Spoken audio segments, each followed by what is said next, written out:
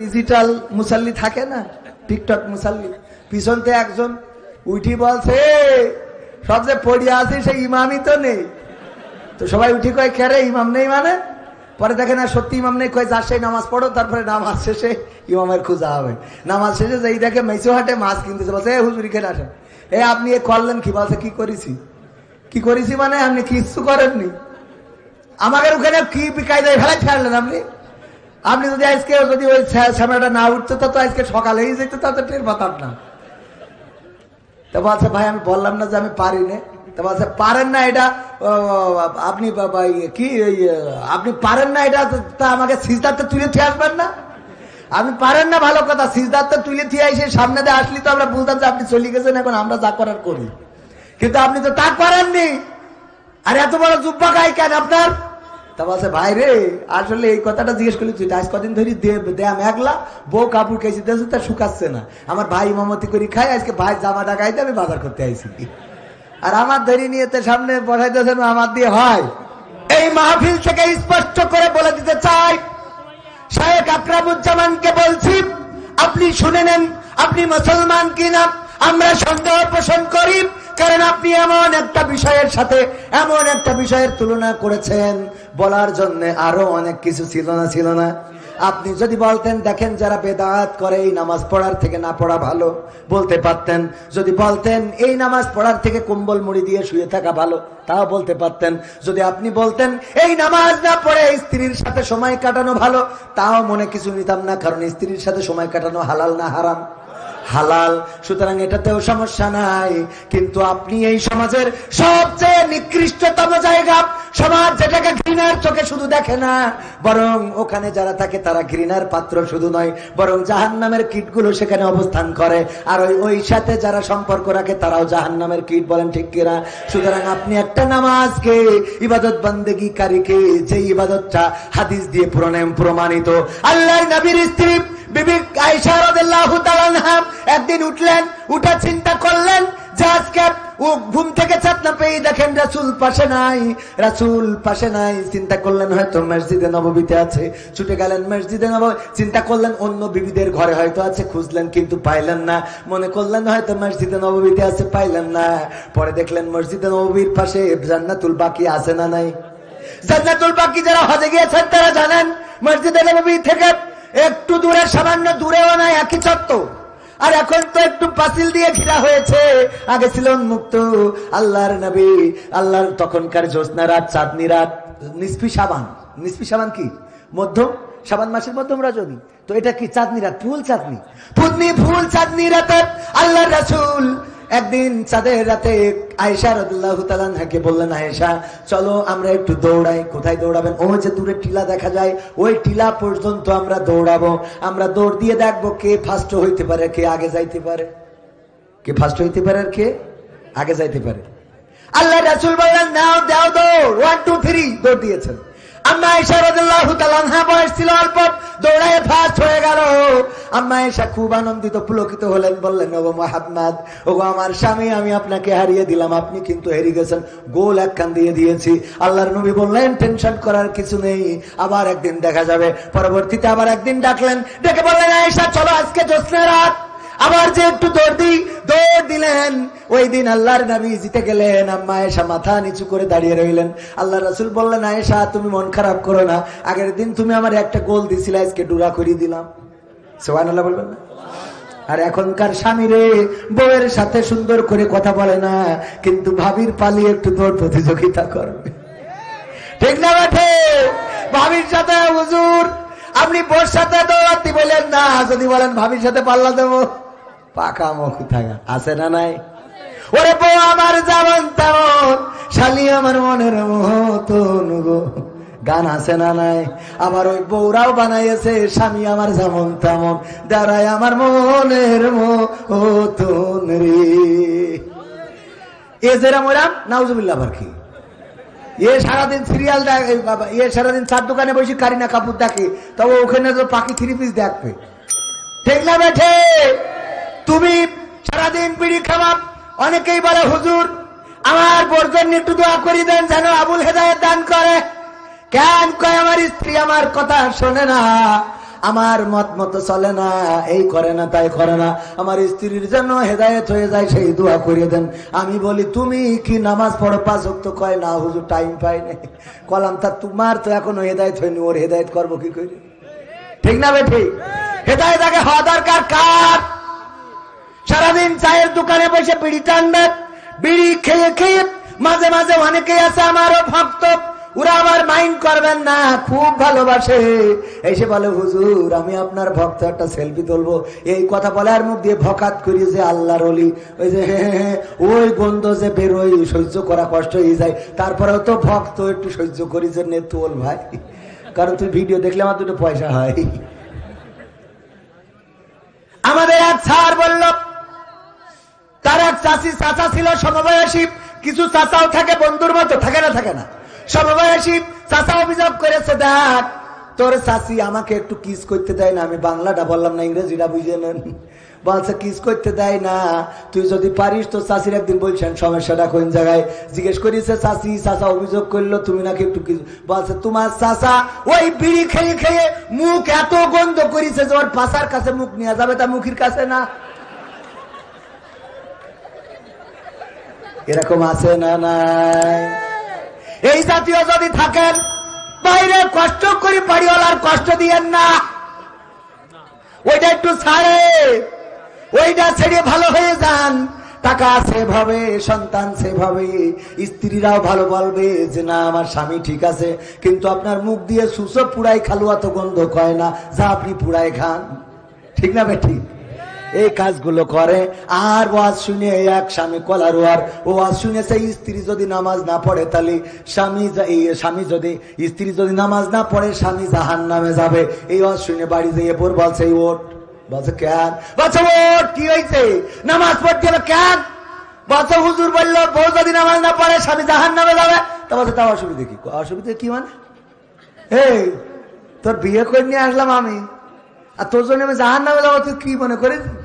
অসুবিধা কি মানে? অসুবিধা কি? আরে বাবা অসুবিধা কি আবার করি? অসুবিধা কি? তুই যদি নামাজ না পড়িস তা আমি জাহান্নামে যাবো, অসুবিধা না? তা বলছে তুমি তো নামাজ পড়ো না। বলছে আমার জন্য আমি জাহান্নামে যাবো, অসুবিধা তোর জন্য যাবো কেন? আমার জন্য আমি যাই, অসুবিধা নেই, কিন্তু তোর জন্য তো আমি জাহান্নামে যেতে পারবো। বলছে কাল খেতে পড়বান, তুমি ও করি না, কাল খেতে এখন শীতের রাত ডিস্টার্ব করে। কি শীত, ওর আগে নামাজ পড়ি, কাল বেশি থাকবো, তার কোনো গ্যারান্টি আছে? উঠাইতে ওই শীতি উজু করাই নিয়ে আইসে শীতি বউ খাইতে বলো এখন রাত 12টার সময় নামাজ কি পড়বো কোন সূরা, রুকু কয়টা, সিজদা কয়টা? বলছে যাই পড়, বলছে যাই পড়, যাই পড় মানে খেয়ে রাত্রি উঠাই উজু করে যাই পড়, পাকামো পাইছাও তুমি? শীতি কাটতেছি বলো, এখন না হলে তুমি সামনে দাঁড়াও, ইমামতি করো, আমি পিছনে দাঁড়াচ্ছি। আছে ওরা করে না, কালকে তো পয়সা নেই, হয়ে গেছে আমল করা আছে না নাই? নিজে জানে না, নিজে মানে না, আবার স্ত্রীর তাপসী রাবিয়া ভাবে, স্ত্রীকে তাপসী রাবিয়া বানাইতে চায়। ওগো আমার স্বামীরা, ওগো আমার ভাইয়েরা হবে না, ওগো আমার বাবাজিরা হবে না, যতক্ষণ পর্যন্ত না আপনি নামাজি হবেন, আজান হয়ে যাবেন, মুয়াজ্জিন বলবে সালাতু খায়রুম মিনান নাওম, যখন বলবে আপনি মসজিদে চলে যাবেন, ঘুম থেকে উঠবেন, উজু করবেন, মসজিদে যাবেন, আপনি মসজিদ থেকে এসে দেখবেন আপনার স্ত্রীও যাই নামাজের পাটিতে বসে, হয় নামাজে না হয় কোরআনে তেলাওয়াতে ব্যস্ত আছি। ঠিক না বেঠে? আর যদি 2-1টা না থাকে তাহলে বলবেন ও হলে নূহ নবীর স্ত্রী। কি 2-1টা না থাকলে কি? নূহ নবীর স্ত্রী। আল্লাহ নবী বললেন সবাই নৌকায় ওঠো। নূহ নবীর কিস্তি এখনো আছে না নাই? অনেকেই উঠতে চায় না, আমরা উঠবো সময় সুযোগ পালি, বললো যে নূহ নবীর কিস্তিতে ওঠো, কিন্তু না না, সবাই উঠলো, জোড়ায় জোড়ায় উঠে গেল, সব প্রাণী কুল থেকে উঠানো হলো, কিন্তু নূহ নবীর ছেলে এবং স্ত্রী 2 জন ওঠে, উঠেছে।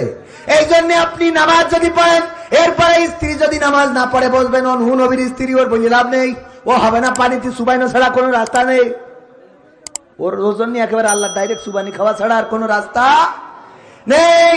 আপনাদের আগে ভালো হওয়া লাগবে। আপনারা যদি ভালো না হন, একজন আমার মা বোনেদের মধ্যে একজন ওই মানত করিয়েছে যে হুজুরির আমি দুটো আমার এই যে কক কক করা সাইড দেওয়া একটা মুরগি আছে, সাইড দেওয়া মুরগি বলুন তবে কিছু মোরগ আছে যে মুসলমানিতে থুয়ে দেয়, ওইটা যেন বড় হয়, এটা করবেন না, ওকে তো শখ আল্লাহ থাকতে পারে। তো এই যে ধরেন মোরগ এই করেছে, করার পরে বড় হয়েছে, ওইটা হুজুরির খাওয়াবে। এখন হুজুরির দাওয়াত দিয়েছে, হুজুর বলতেছে আপনি কি নামাজ পড়েন? বলছে না। বলছে আমি বেনামাজির বাড়ি কোনোদিন খাইনে খাবো না। স্ত্রী যে বলছে, স্ত্রী গো হুজুর তো আকাটা মার খাও, বেনামাজির বাড়ি খাবে না। তা বলছে তাহলে তুমি নামাজ পড়ো। বলছে আমাদের তো হবে না। বলছে তাহলে আমি তো মানত করেছি, মোরগ যদি মরে যায় আল্লাহর কাছে কি জবাব দেবো? বলছে কি জবাব দেবেন, আমি করবো কি? কয় তুমি যে কোনো ভাবে তুমি হুজুরে রাজি করাও। বলছে আমি শুনেছি হাদিসে আমপাড়ায় নাকি আছে যে বোঝনি মিছে কথা কওয়া যায়, হাদিসে আমপাড়ায় খুঁজে পেয়েছে। ওকে তো কিতাবে মানে অসুবিধে নেই, কিতাবে আছে। কোন কিতাবে? ফরহাদ হোসেন বলেছিল। কে বলেছিল? খাজা বাবা বলেছিল। এটা হলো কিতাবে আছে। ও আমার ভাইয়েরা যা কিতাবে আছে, কবির বিন সামাদ বলেছিল। এটা হলো কিতাবের নাম, কিতাবে আছে। পেয়ে পেয়েছি যে বোঝন নিমিত্তে বলা যাবে, অসুবিধা নেই, আমি আর দুদিন যাক। তারপরে হুজুরির বলবারে দুদিন পরে হুজুরি বলছে হুজুর আমি নামাজ পড়া ধরেছি, এইবার দাওয়াত টানেন। বলছে তাহলে ঠিক আছে যাবানে। হুজুর এসেছে, ভাত নিয়ে বসা, গোশতের মুরগির মোরগের গোশ 2 বাটিতে, খুব সুন্দর। এবার স্বামীকে ওই পুরুষকে বলতেছে বলো ফজরের নামাজ কয় রাকাত? বলছে হুজুর খাওয়ার সময় কথা কথি নেই, খাওয়ার সময়। বলছে এ তো আমি বলবো, তুই বলিস কেন? ঠিক না বেঠে? কসমেটিক্স এর দোকানে গেলাম, যাওয়ার পরে বললাম ফেয়ার এন্ড লাভলি দেন। ও ফেয়ার এন্ড লাভলি বলছে কোনটা দেবো, আসল না নকল? আমি বললাম আসলটা দে। কেউ ওয়াজ করে কি কম টাকা পায় নাকি? ও দিদি গেছে, হঠাৎ করে 2 জন মহিলা এসে হাজির। এসে বলতেছে ভাই চিনতে পারিছে? বলছে হ্যাঁ ওই যে আপনি সেই মালয়েশিয়ায় থাকে, আমাকে আবুল ভাইয়ের বউ না? হ্যাঁ আজ অনেকদিন পরে আসলে, হ্যাঁ কেবল টাকা পাঠাইলো, উঠাই নিয়ে পরে আপনার দোকানে চলে আসি। বলছে হুজুর সরে যান। আমি বলছি সরে যাবো, তো ফেয়ার এন্ড লাভলি দেবেন না? বলছে হুজুর আপনার মুখে তো সব দাড়ি, রাখবেন কবে? তাই আমি বলছি দাড়ি নাই আমার উঠেছে, আমার বোধ তো আর উঠিনি। আমার বোর মাখাবা না আর আমি না হয় খাবা না। আমি মেয়েকেও দেখি যত বেশি পরিষ্কার হয় না। বিয়ের আগে খুব মাখতাম যে ভালো জায়গায় যেন একটা বিয়ে হয়, বিয়ের পরে ফেয়ার এন্ড লাভলি মাখাই বাদ দিছি, দরকার নেই, যা হওয়ার তা হয়েই গেছে, আর খেলা হবে না। হ্যাঁ ও আমার ভাইরা, কি বিয়ের আগে একটু ভাব আসে না মানুষের মধ্যে? ভাই আসে, এটা আমরা ওই বয়স পার করতে আছি না, একটু চুলির ফ্যাশন ম্যাশন। তবে ওই যে কুত্তা কাটিং মাটিং দিনই আবার এটা মনে করেন না, এখনকার সময় কুত্তা কাটিং আর যে ঘোড়া শাক ওগুলো ছিল না আমাদের সময়। এইগুলো যারা দেয় চুল ধরি নেড়া করে দেবে, খাটাস টাকা। তো এই যে অবস্থা, এইগুলো যুবকেরা এই জাতীয় ছাড় দেওয়া যাবে না, এই জাতীয় ছাড় কাটিং মাটিং ভদ্রতার কাটিং দিয়ে রাখবেন, ওইটাই সুন্দর, ঠিক না বেঠিক? ও আমার ভাইয়েরা, এরপরে আমি বললাম দেন তাড়াতাড়ি। বলছে হুজুরটা একটু সরিয়ে দেবেন, মেয়ে মানুষের গায়ে যদি ঘেঁষা লাগে গুনাহ হবে তো। আমি বলছি ওরে বাবা, আমি হুজুর হাদিস বলবো না বলি তুমি কসমেটিক্স দোকানতে আমার ফতোয়া মারতেছ। এরকম ফতোয়া দেওয়ার লোক আছে না নাই? তো এখন ওই যে বলছে যে বলেন আপনি ফজরের ফরজ নামাজ কয় রাকাত? আমি না শুনে খাবো না। বলছে হুজুর খাওয়ার সময় কথা বলতে নেই, খাওয়ার সময় কথা বলতে নেই, সে আমি জানি, বলা যাবে কি যাবে না, আমার গুনাহ হয় এবারে বলেন আপনি। বলছে হুজুর খেয়ে নেন, খাওয়ার শেষে লাস্টে বলে দেবো, শুনে চলে যাবেন।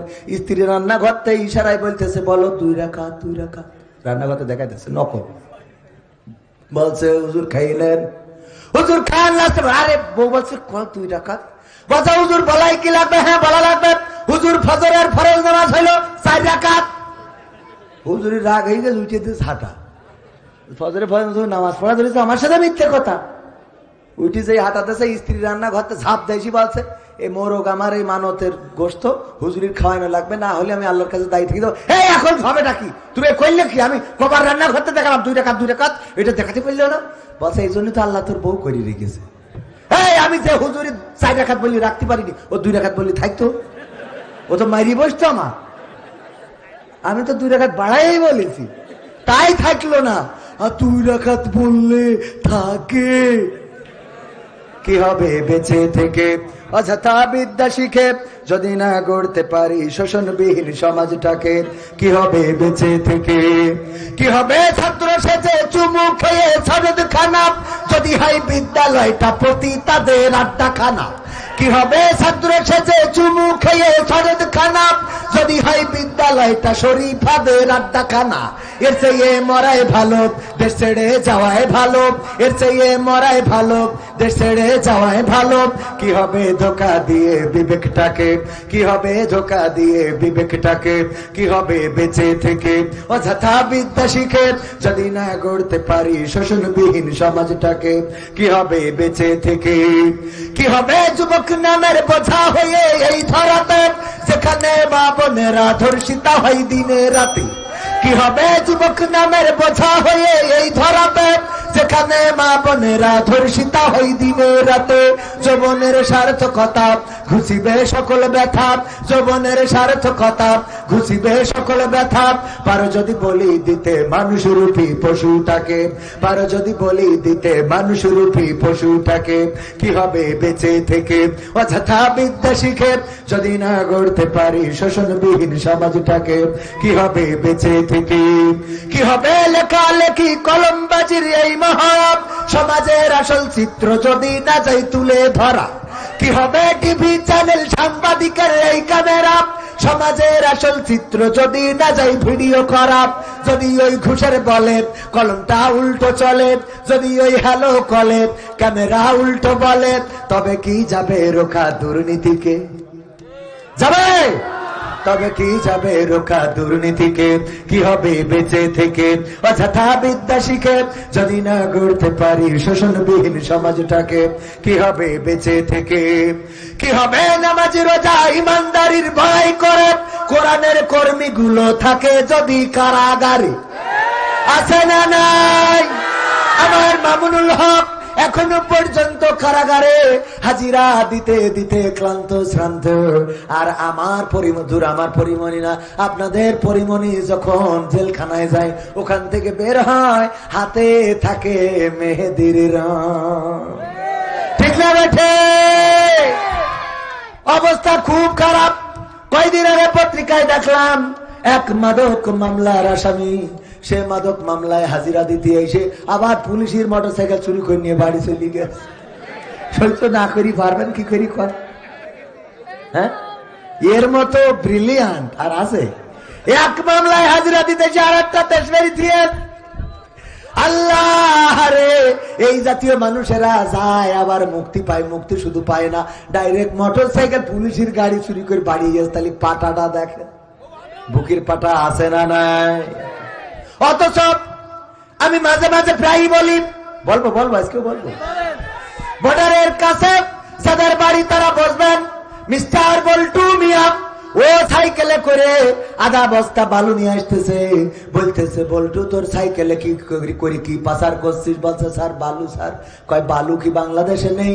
ভারত থেকে কেন পাচার করা লাগবে? বলছে স্যার চেক করে দেখেন বালু। স্যার খুলে দেখে সত্যি না বালু, কাছে যা ছেড়ে দিলাম। পরে দ্বিতীয় দিন আবার সাইকেলে করে আধা বস্তা বালু। এই বল্টু দাঁড়া, সাইকেলে করে তুই বস্তায় করে কি পাচার করছিস? স্যার বালু। স্যার তাই প্রতিদিন বালু না, চেক করবো। দাঁড়া, চেক করে দেখে না সত্যি বালু, ছেড়ে দিয়েছে রে। এরপরে আবার পরে তৃতীয়তম দিনে দেখে সাইকেলে করে নিয়ে আসতেছে। এই সাইকেলে করে কি পাচার করছিস? স্যার বালু। স্যার এই বালু প্রতিদিন, এই বালু ঢাকায় পাঠাবো, তারপরে চেক করা হবে যে এই বালু নাকি অন্য কিছু। ঢাকায় পাঠালো, চেক করা হয়ে গেল। চেক করার পরে দেখে না বালু ছাড়া কিছু নেই। বল্টুর সাথে মুরারি কাঠির বাজারে দেখা। বল্টুরে বলতেছে বল্টু তুই একটু আল্লাহর কিরে করি আজকে ক, তুই প্রতিদিন সাইকেলে করে আধা বস্তা বালু কেন পাচার করিস?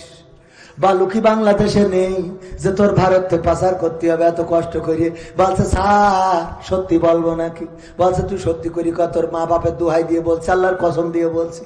বলছে স্যার গো আমি আসলে সাইকেলে করে বালু পাচার করি না, আমি ডাইরেক্ট ওই সাইকেলটা পাচার করি। কি পাচার করে? ওই সাইকেল পাচার করার পরে পরে চেক করে কি? আমাদের অবস্থা তাই। কত বড় বড় আসামি, কত খুনি, কত বাটপার, কত সিটার, কত পকেটমার, কত অজ্ঞান পার্টি, কত সর্বহারা পার্টি, সবাই বাংলাদেশটারে কলুষিত করে রেখেছে। আর আমার আলেম ওলামার পকেটে তাসবিহটা কয়টা দানা আছে আর মেসওয়াকটা কয় হাত লম্বা এইটা খুঁজে দেখা হয়। ঠিক না বেঠে? আমার আলেম ওলামা কারাগারে গেলে তাদের মুক্তি মেলা বড় কষ্ট হয়ে যায়। অথচ বাংলাদেশ থেকে আমার টাইপাড়া কোটপাড়া মানুষেরা যখন সরকারের টাকাগুলো নিয়ে যায় সুইজারল্যান্ডের সুইস ব্যাংকে, অথবা কানাডার বেগম পাড়ায়, কিংবা লন্ডনের সিলেটি পাড়ায়, অথবা আমেরিকার বাইডেনের হোয়াইট হাউসের পাশে, এদেরকে ধরার মতো দেখার মতো তেমন মানুষ পাওয়া যায়। তবে একটা বিষয় মাথায় রাখবেন, সবাই খারাপ না, আবার সব কিছু খারাপ না। অনেকেই মনে করে আমলিগ মানে খারাপ, পুলিশ মানে খারাপ, বিডিআর মানে খারাপ, বিজেপি মানে খারাপ, জামাত মানে খারাপ, কওমি মানে খারাপ, মাঝভান্ডার মানে যে যেটা ভালো মনে করে ওর বাইরে সবাইরে কি মনে করে খারাপ মনে করে। এটা মনে করা যাবে। আমার প্রশাসনের ভাইয়েরা অনেক ভালো মানুষ। দেখেন পূজা হচ্ছে, মাইক চালাইতে দেশে, আমাদেরও মালিক মাইক চালাইতে দেশে না, ও দু একদিন বন্ধ করে, কিন্তু ওটা ভাইদের দোষ না।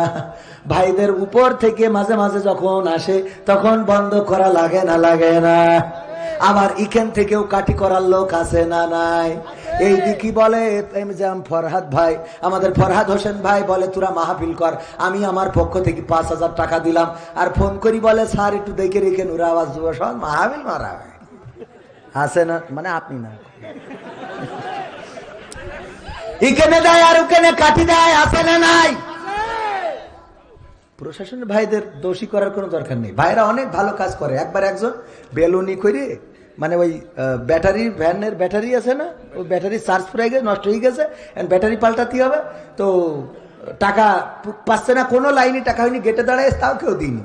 তো পরে চিন্তা করলো মাহফিল এসে পালাম না, মসজিদের গেটে দাঁড়ালাম তাও হইলো না, কেউ আমার লোনও দিলে না, তা আমি আল্লাহর কাছে চিঠি লিখবো। তো করিস কি হয়েছে, এই বেলুনি করি আল্লাহর কাছে চিঠি লিখে, একটা চিঠি লিখে ওই বেলুনি করি বেঁধে ছেড়ে দেয় যে আল্লাহর কাছে পৌঁছাক, আল্লাহর কাছে লিখে আল্লাহ আমার 40,000 টাকা লাগবে, ইতি আবুল ফকির।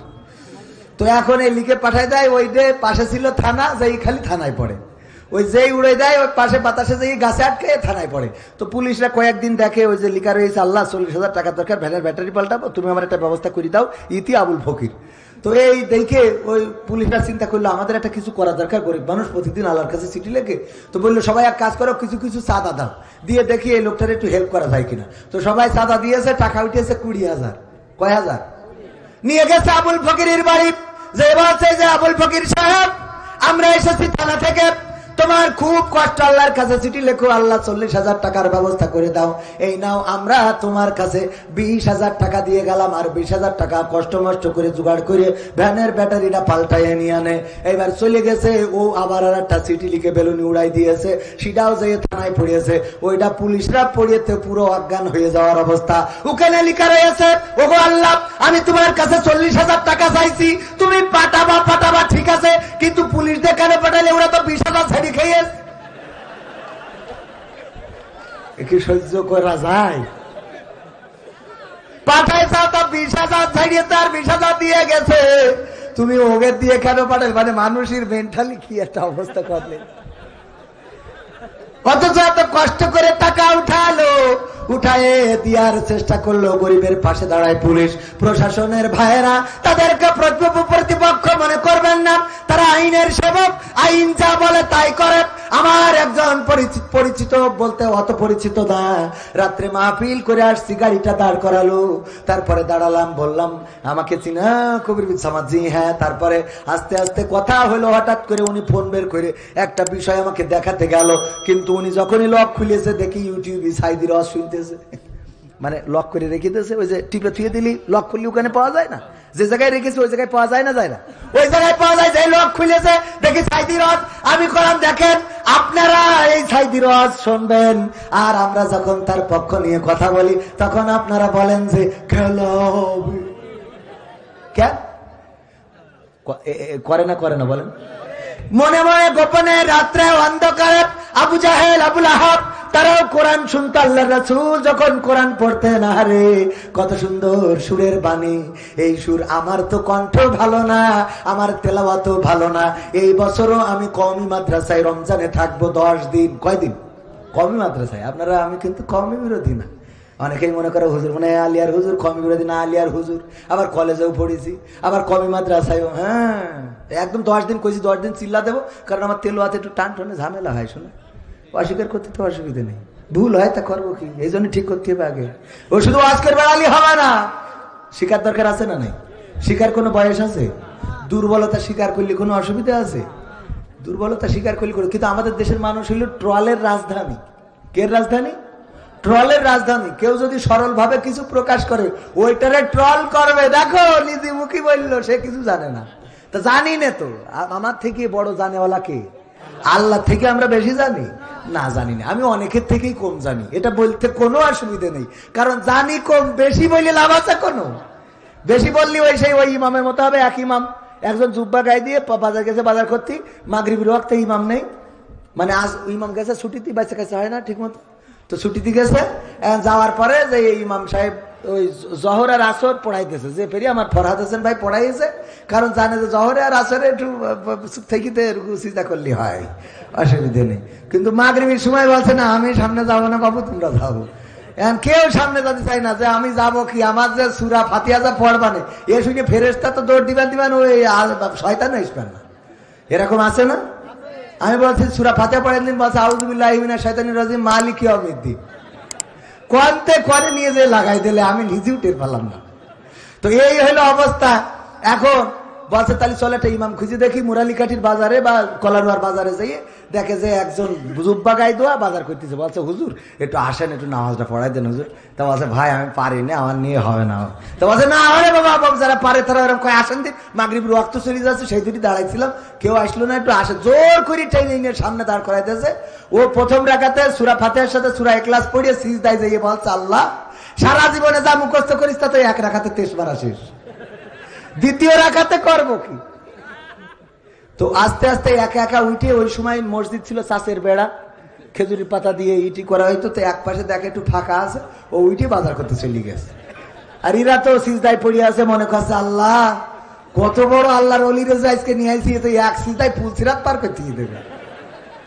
কিন্তু কিছু তো ডিজিটাল মুসাল্লি থাকে না, টিকটক মুসাল্লি।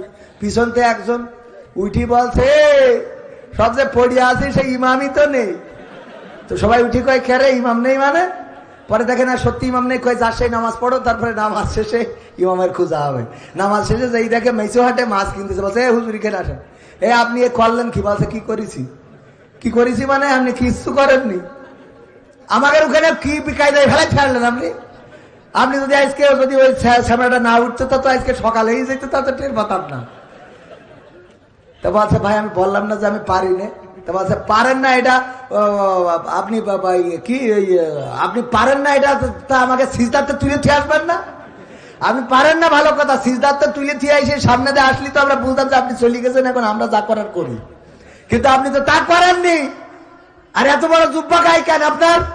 তা বলছে ভাই রে আসলে এই কথাটা জিজ্ঞেস করলি তুই, আজ কদিন ধরে দেয়া মেঘলা, বউ কাপড় কেজি দিয়েছে, তা শুকাচ্ছে না। আমার ভাই ইমামতি করে খাই, আজকে ভাই জামাটা গাইতে আমি বাজার করতে আইছি, আর আমার ধরি নিয়ে সামনে বসাইতেছেন, আমার দিয়ে হয়। তো আমার অবস্থা ঠিক ওই ওই ওই হুজুরির মতো, এই ধরি নিয়ে চেয়ারে বসাই দেন, আমি সেই বেড়া খুঁজি যে কমনে তোড় দেবো। আর বেশি সময় বাকি নেই, আর 20 মিনিটের মধ্যে বেড়া খুঁজে পার হয়ে যাবো ইনশাআল্লাহ।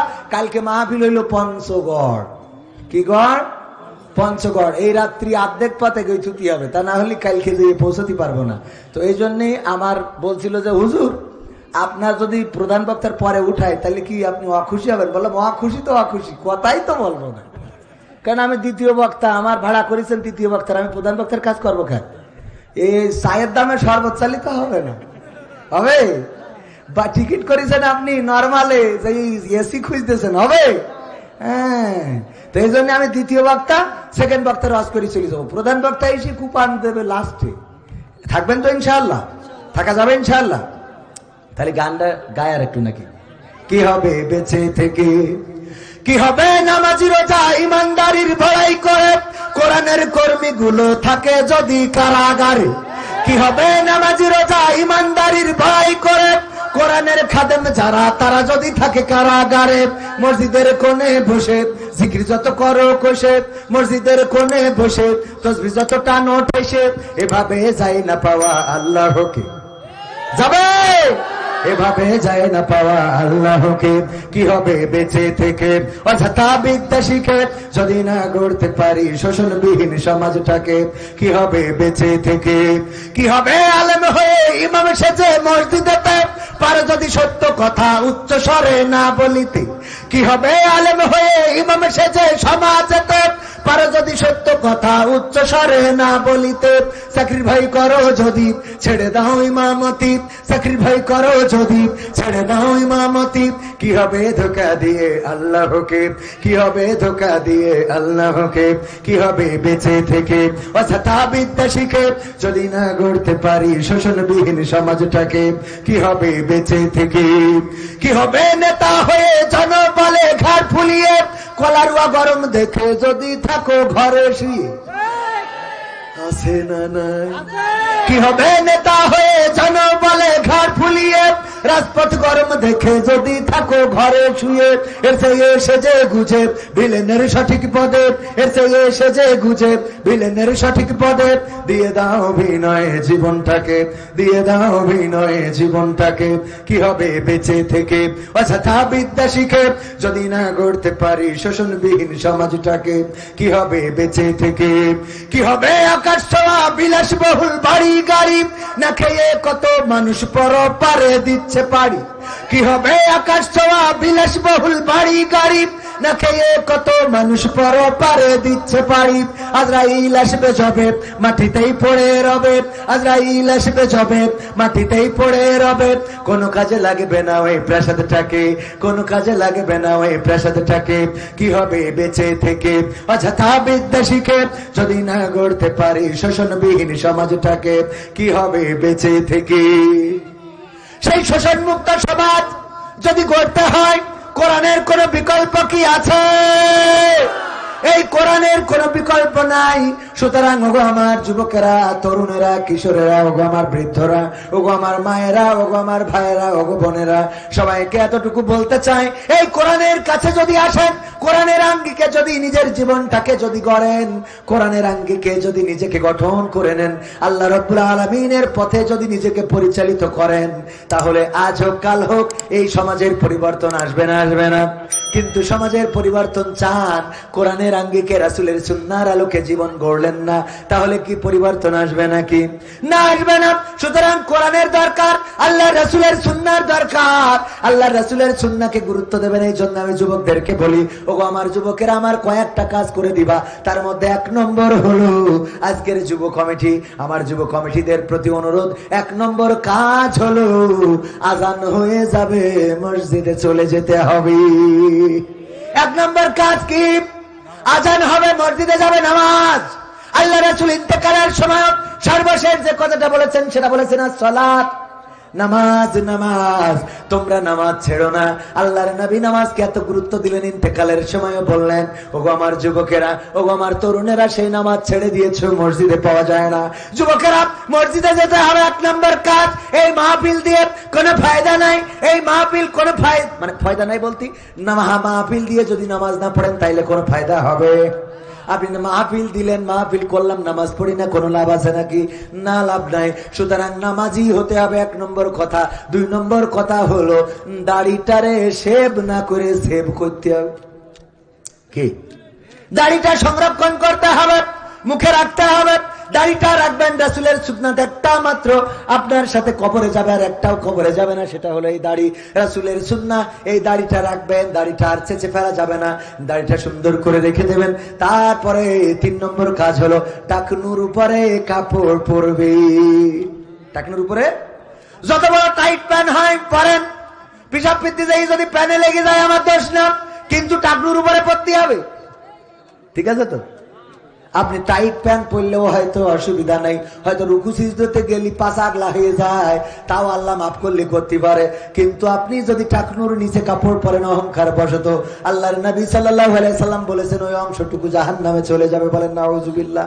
আসলে ওই অংশটুকু তো আর কেটে জাহান্নামে দেওয়া হবে না, কেটে দেওয়া হবে। তার মানে ওর টানে ডাইরেক্ট যাওয়া লাগবে না, লাগবে না। টাকনুর উপরে কাপড় পরবেন। 4 নম্বর, ফোন থেকে ফ্রি ফায়ার, পাবজি সহ যত ডিজিটাল খেলার অ্যাপস আছে, টিসুম টিসুম টিটি, ওরে মারো এরে মারো, উস্কা মারেগা ইসকে মারেগা, এইগুলো করা যাবে ডাইরেক্ট আনইনস্টল। ডাইরেক্ট কি করা যাবে? আনইনস্টল করতে হবে। এই অ্যাপস গুলো যাদের ফোনে আছে এরা মানসিক বিকারগ্রস্ত। ঠিক না বেঠিক? মানসিক বিকারগ্রস্ত। এই যে জন্য আমি যুবকদেরকে মাঝে মাঝে বলি, আজকালকের ছেলেরা বই নিয়ে আর বসে না, ও বাবা গুগলে সার্চ করিয়া পড়ি। ওরে কালের মেয়েরা কোরআন হাদিস ধরে না, আমার এখনকার কলিযুগের মা বোনেরা কোরআন হাদিস পড়ে না, ও আল্লাহ টিকটকে ভিডিও ওরা করে না করে মানে কি? গদখালিতে দেখলাম একটা টিকটক বানানোর জন্য টেবিল বানাইছে, আর সেই টেবিলের উপরে দাঁড়ায় মেয়েটা, দাঁড়ায় আর ডান্সও দিতে থাকে, আর ফোন লাগানোর ব্যবস্থা করেছে, মোটর চালাই দিয়েছে, ফোন চারিদিক থেকে ঘোরে, আর ও তাকে নাকে দিনতা করে করে নিজের কোনে কোন সাইজ ওইগুলো দেখাই দেয়। আপনাদের চোখের সামনে পড়িয়েছে না পড়ে না? পড়িয়েছে। আবার অনেকেই কবেন যে হুজুর খালি সব আপনার চোখের সামনে পড়ে।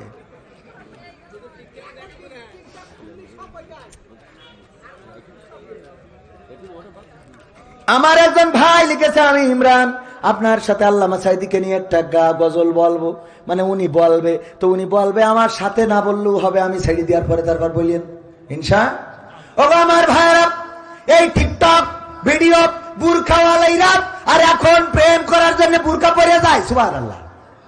ও নাউজুবিল্লাহ হবে, নাউজুবিল্লাহ। হ্যাঁ কি হবে?